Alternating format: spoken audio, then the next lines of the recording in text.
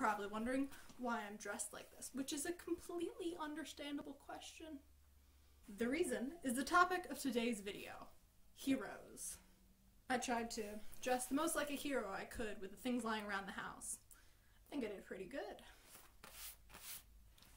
Wow, it worked.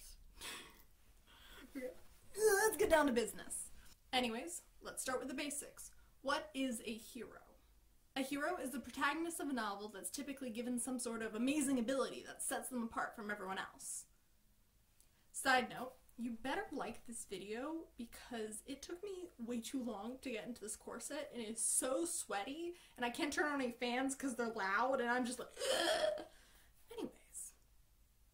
Now, what makes a good hero? Number one, a goal. A hero needs to want something. Without a destination in mind, we wouldn't have any sort of an interesting story. No one wants to read about Leroy going about his day. No, the people want to hear about Leroy's quest for the magical sword of butterflies. There goes my sword. Number two, initiative. Heroes without any drive are boring to read. They're passive and only moved by the events and the characters around them. Leroy volunteering to go get the sword is a much better story than someone ordering him to. It opens up questions such as, why did Leroy volunteer? What happens if he fails? Is he even qualified? Number three, struggle. A story about a hero who sets their mind to do something and then achieves it without any substantial resistance is boring. A hero is defined by their ability to stand back up after they've been knocked down hundreds of times before. This struggle can come from the interior or exterior. Does Leroy believe he's good enough to go get the sword? Is there someone standing in Leroy's way preventing him from getting it?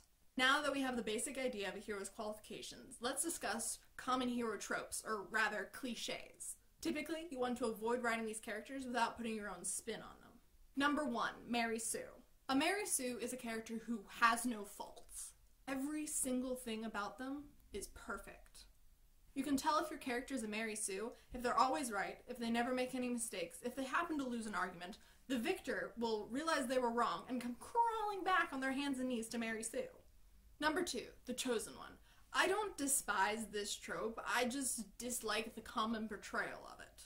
A popular example of a good chosen one, Percy Jackson. He gets shit done and he acknowledges his mistakes. Also, his sass is on point. The problem chosen one is useless. They virtually have no positive effect on the outcome of the novel, yet for some bizarre reason they always get all of the credit. Number three, Broody McGruder. Tall, dark, and handsome. He's a grizzled warrior with a tortured past. He can't feel love because he lost someone he loved. His wife, his girlfriend, his woman.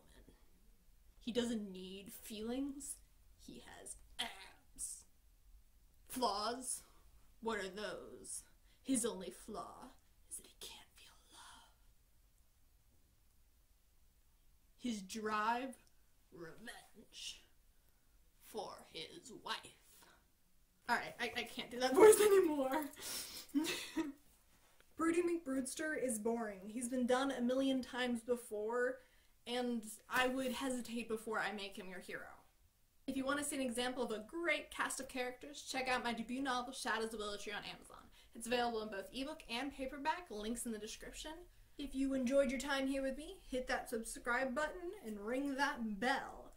Thanks for watching and have fun writing. This is so tight!